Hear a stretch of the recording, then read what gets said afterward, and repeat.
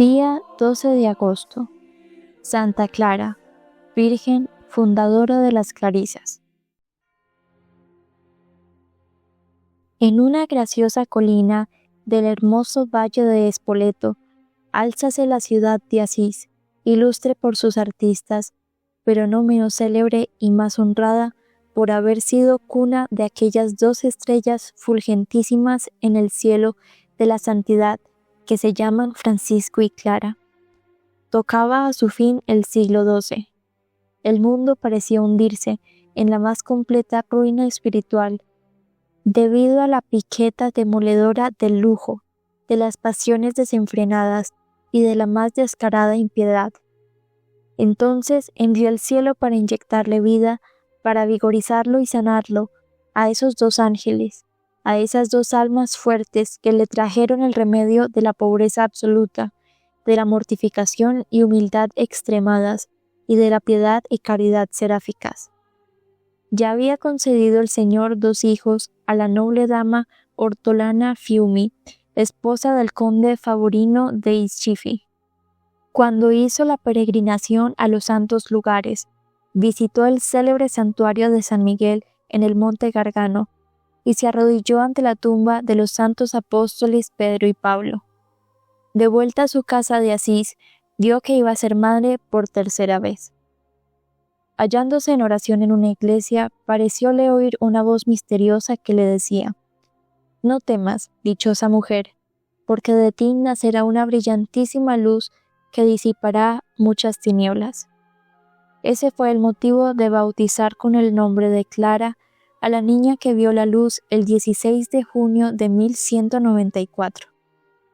Aquella niña predestinada, aurora de divinos resplandores, apareció sonriente y dulce, como presagio de la suave e infantil alegría que nunca le había de permitir mostrar ensombrecido el semblante ni humedecidos los ojos por lágrimas de tristeza.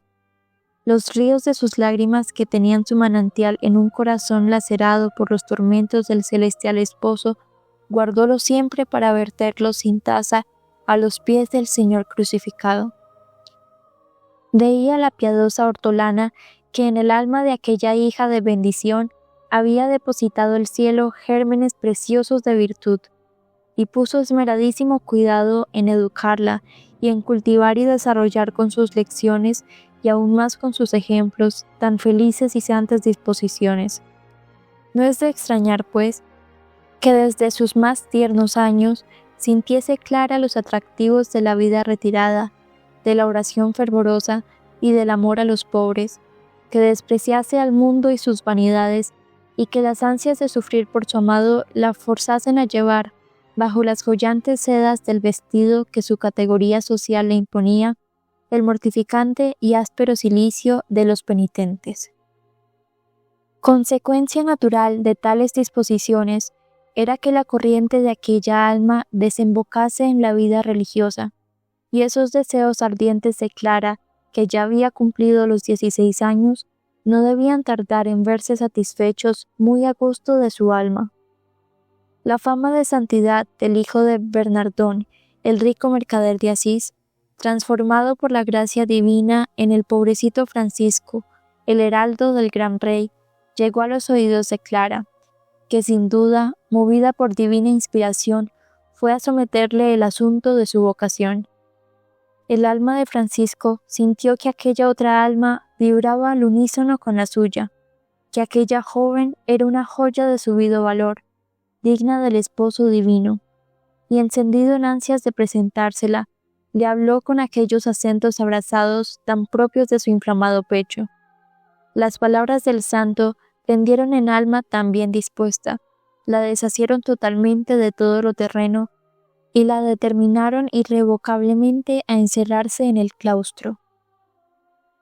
Entregada por completo a la dirección de Francisco, preparóse Clara con el mayor secreto para la solemne despedida que quería dar al mundo, y siguiendo las instrucciones del santo ante la admiración de sus padres, conocedores de su modestia, el domingo de Ramos de 1212, ataviada con sus mejores galas, se encaminó a la catedral para asistir a los oficios. En la noche de aquel mismo día y a la hora convenida, salió Clara decidida de su casa y encaminó sus pasos a la iglesia de Santa María de los Ángeles, donde ya la esperaba San Francisco con sus religiosos. En presencia de ellos, cortóle Francisco sus hermosas trenzas y la revistió con el grosero y áspero sayal franciscano. Quedaba así fundada la segunda orden franciscana, llamada de las Damas Pobres u Orden de Santa Clara. Sin esperar a que despuntase el día, condujo Francisco a Clara a un monasterio de benedictinas, situado en el lugar que entonces se llamaba Ínsula Romana y que hoy se conoce con el nombre de Badía. Al notar la huida de Clara, sobresaltáronse sus padres, creyendo comprometido el honor de la familia, y cuando supieron el lugar de su refugio, acudieron al monasterio de San Pablo para reclamarla. Emplearon para persuadirla amenazas y promesas halagadoras, ternuras extremas y arrebatos de cólera, sin que nada lograse quebrantar la firmeza de Clara.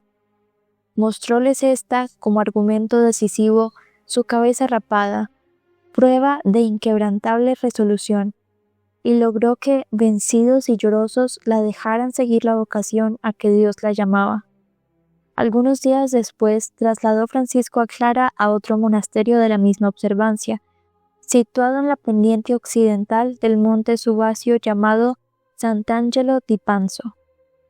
Apenas habían transcurrido 2 semanas desde que Clara se había encerrado en el claustro, cuando su hermana Inés, que la quería entrañablemente, fue a visitarla y a comunicarle su firme resolución de seguir su ejemplo, consagrándose también al servicio del Señor. Estremecióse Clara de alegría al oír tan grata nueva. Elevó al cielo acciones de gracias por la singular merced de enviarle como primera compañera a su misma hermana. Ya estaban resignados los padres de Clara por la pérdida de su hija mayor, pero cuando vieron que no volvía la segunda, que apenas contaba con 15 años, no quisieron consentirlo en modo alguno, y jurando salirse con su empeño, acudieron al monasterio para arrancar de él a su hija Inés. Como nada consiguieron con blandas palabras, arrojáronse sobre ella, y agarrándola por los cabellos la sacaron por fuerza del convento. Pero de repente, el cuerpo de aquella niña se hizo tan pesado que no les fue posible dar con ella ni un paso más. Clara, que había estado rezando por su hermana, llegó en aquel preciso momento a donde estaba su familia. Acabó de apaciguarla con blandas y cariñosas palabras, y tomando consigo a Inés, la introdujo en el monasterio, contentísima ésta con haberse preparado por el sufrimiento a la unión que anhelaba consumar con Jesús, el dulce y regalado esposo de su alma. Francisco se apresuró a consagrarla al Señor para evitar que intentasen cualquier otro atropello contra ella. También el obispo se puso abiertamente de parte de las hijas de Hortolana y cedió a Francisco la ermita de San Damián para que fuese la cuna de la Orden de las Damas Pobres.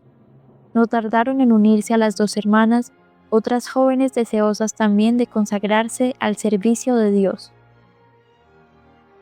Necesitaba la nueva comunidad un gobierno regular y por lo tanto una superiora legítimamente nombrada. Francisco, que conocía la virtud y las cualidades que adornaban a Clara, juzgó que aquella primera piedra de su segunda orden era también la que Dios destinaba para fundamento de la misma, y con aplauso de todas las religiosas, nombró la superiora, cargo que solo aceptó por respeto a la obediencia. Conocedora de los caminos del cielo y de la perfección religiosa, a pesar de su juventud, dirigió Clara a sus religiosas con prudencia admirable. Ilustraba las inteligencias en todo lo concerniente a las graves obligaciones de la vida monástica, mantenía la paz en el interior y precavía a sus hijas contra los enemigos de la perfección religiosa. Defendíalas del mundo por la rigurosa clausura, del demonio con la oración fervorosa y continuada, y de la carne por la recepción frecuente de los santos sacramentos. Guardaban además estricto silencio y acendrada caridad. Con sus exhortaciones inflamaban los corazones en amor al sufrimiento, enarbolando en alto el madero sagrado de la cruz. sus ejemplos, más poderosos y elocuentes que sus palabras, inclinaban las voluntades con suave violencia a orar siempre del modo más perfecto. Procuraba a sus monjas, cuantas veces le era posible, la dicha de oír la palabra de Dios de boca de San Francisco o de otros fervorosos religiosos, y ella por su parte ponía tal avidez y fervor en oírla que el mismo niño Jesús aparecía a veces a su vera para sonreírle y acariciarla con infinito amor. Clara iba progresando incesantemente en el camino de la perfección. Su fe era firme, ilimitada su esperanza, y su caridad no conocía barreras.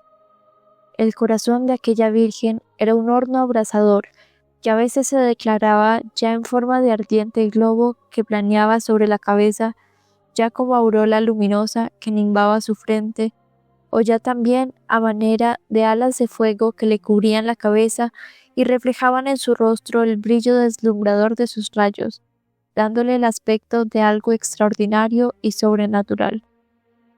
El ansia del sufrimiento le hacía inventar y multiplicar los modos de mortificar su inocente cuerpo, y así fabricóse con la piel de un animal una túnica erizada de púas que laceraban sus carnes, empleaba un cilicio hecho con crines de caballos trenzadas, e hizo habitual el uso de una disciplina de finas cuerdas guarnecidas de nudos reciamente trabados. Se alimentaba de hierbas sazonadas con ceniza, y durante la Cuaresma tomaba pan y agua, y eso solo 3 veces por semana. El duro y desnudo suelo fue durante mucho tiempo su lecho ordinario. Un madero sin desbastar le servía de cabezal. Las fiebres que la consumieron durante 28 años forzáronla a usar una cama que acondicionó con sarmientos. A los ruegos de sus hermanas para que mitigase semejantes austeridades, solía contestar con muy alegre oportunidad: «Dejadme, hijas mías, que soy deudora a Dios de vuestras almas. La superiora debe amontonar un tesoro de méritos para borrar sus culpas y las de sus hijas. Si la cabeza afloja, ¿qué harán los miembros?». Los sufrimientos morales vinieron a completar el holocausto de quien tan reciamente torturaba su cuerpo. Acometiéronla las sequedades, tentaciones y avideces, aunque sin lograr impacientarla ni alterar su serenidad, que en tan difíciles trances era un consuelo para los corazones afligidos, una fuerza para los débiles y un remedio eficaz para cualquier dolencia. Ella, la superiora, considerábase como la última del convento y prácticamente lo demostraba. Ella despertaba a las religiosas para el oficio, las llamaba a maitines, encendía las lámparas y barría el monasterio con tanto esmero que la hermana encargada de ese menester estaba quejosa porque no le dejaban nada por hacer. «Mira, hermana», le decía a la superiora, «esta clase de trabajos requiere un gusto especial, y yo te aseguro que he nacido para tales ocupaciones y menesteres». Cuando las hermanas torneras regresaban de la ciudad, lavábales los pies y luego se los besaba con inmenso cariño. La obediencia de Clara corría parejas con su humildad. Al ser nombrada superiora, le resultaba tan embarazoso el uso de su voluntad que prometió obediencia a San Francisco, al cardenal protector y al obispo de Asís. Pero la perla más preciosa de joya tan rica era, sin género de duda, la virtud que da carácter y nombre a entrambas órdenes franciscanas, la santa pobreza. Clara la exigía de manera absoluta: vivir al día, sin fondos de reserva, sin pensiones y en perpetua clausura, y el cielo tuvo especial complacencia en recompensar con milagros aquel heroísmo de la pobreza. Ya es el pan que se multiplica en las manos de Clara para satisfacer la necesidad de sus hijas carentes de todo alimento, o la alcuza que se vuelve a llenar de rico aceite al acabar de lavarla ella misma. El sagrario, la Eucaristía, Jesús hostia, era el encanto y las delicias de Clara. La blanca paloma pasábase horas y días arrullando ante el nido de sus amores, y cuando la enfermedad la postraba, dedicábase a confeccionar con arte primoroso corporales que distribuía a las iglesias pobres. Es caso histórico muy conocido el modo milagroso como libró a su monasterio de las hordas mahometanas que al servicio del impío emperador de Alemania, Federico II, devastaban los estados pontificios. Desparramados por todo el valle de Spoleto, los sarracenos llegaron ante el recinto del monasterio y se apresuraron a franquearlo. Aunque estaba enferma, acudió Clara a postrarse ante el Señor sacramentado. «No entregues, Señor», imploró, «no entregues a tus enemigos las almas de quienes en ti pusieron su confianza».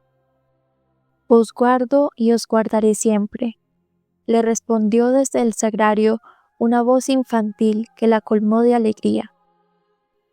Sin embargo, los bárbaros habían traspuesto ya los muros del monasterio y habían acudido con ánimo de violentar la entrada. «Abrid las puertas de par en par», ordena la abadesa, «y veamos de frente a los que se proclaman enemigos de nuestro Dios». Y en la ventana del dormitorio que da a la puerta de entrada, aparece ella portadora de la custodia santa, trono del Dios de la majestad, ante quien doblan la rodilla el cielo, la tierra y los infiernos. No pudieron los sarracenos resistir aquella vista, y huyeron despavoridos, mientras los que todavía escalaban los muros caían aturdidos y cegados por los resplandores que de la hostia santa emanaban. En pocas horas quedaron el monasterio y la ciudad libres de tan terrible y peligrosísimo azote. El crucifijo era el objeto de las predilecciones de Clara. El amor crucificado había ganado el suyo de tal manera que todo su anhelo era acompañarle en sus humillaciones, compartir sus dolores, subir al árbol triunfante de su cruz y saborear el regalado fruto entre las amarguras de su muerte. Los sufrimientos de su amado Jesús ocupaban noche y día su pensamiento, traspasaban su corazón y transportaban su alma. Hallábase un Jueves Santo meditando con el mayor fervor las angustias mortales que inundaron el alma de Cristo en el huerto de Getsemaní, cuando cayó repentinamente en éxtasis que se prolongó por espacio de 2 días, hasta la tarde del Sábado Santo, en que la hermana que le servía su pobre y mezquina comida se atrevió a decirle: «Querida madre, nuestro director le han ordenado que tome todos los días algún alimento. ¿Dónde está, pues, su obediencia?». A la palabra obediencia se despertó Clara como de un dulce sueño y volvió a sus ocupaciones ordinarias. Con la señal de la cruz, la santa abadesa ahuyentaba los demonios y curaba multitud de males. Soportó con heroica paciencia varias largas y dolorosas enfermedades y considerábase muy feliz en sufrir por Cristo. Aquella Virgen predilecta del cielo y modelo de tantas y tan heroicas virtudes, aquella luz de tan vívidos resplandores, no podía menos de revelarse extramuros del convento. El Papa, los cardenales y dignatarios de la corte pontificia le profesaban grandísima veneración y consideraban sus palabras como oráculos del cielo.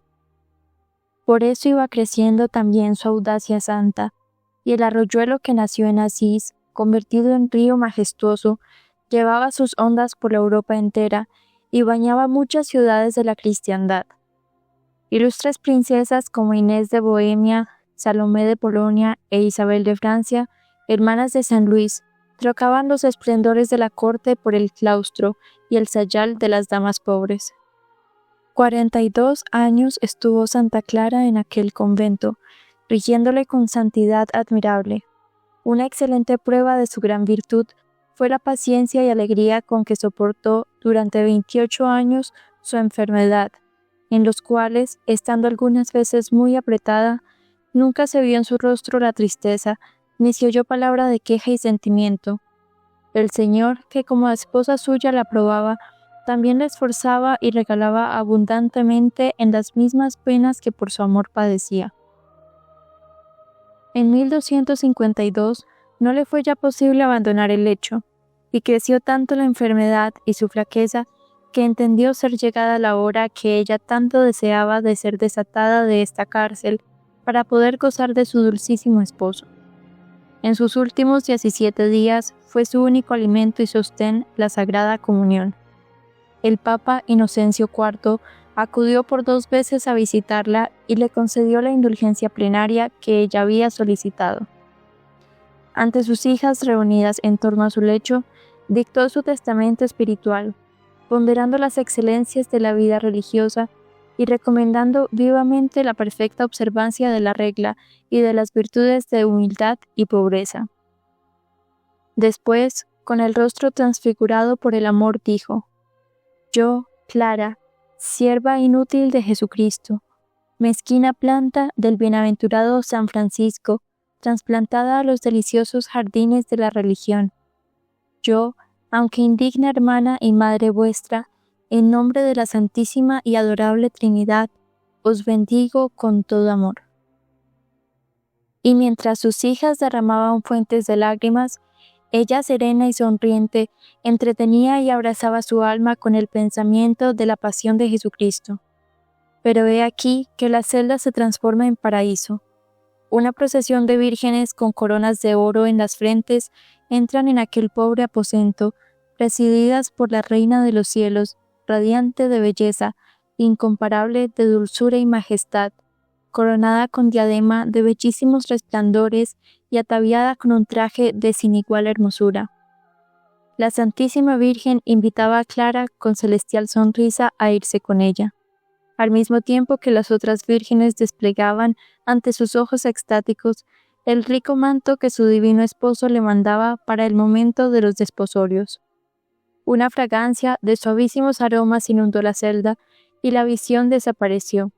Clara acababa de celebrar las bodas eternales.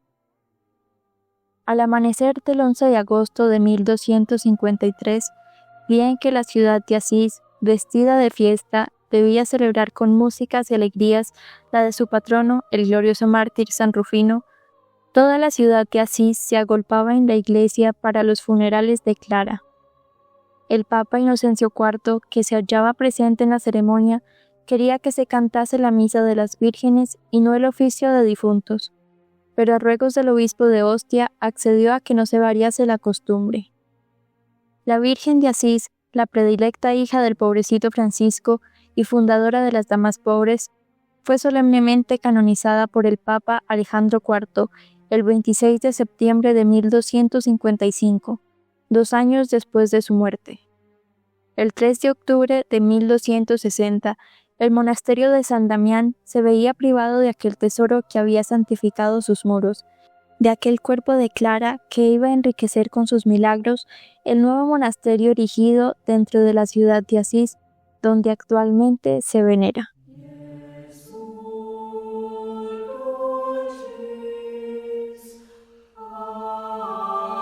Dos banderas.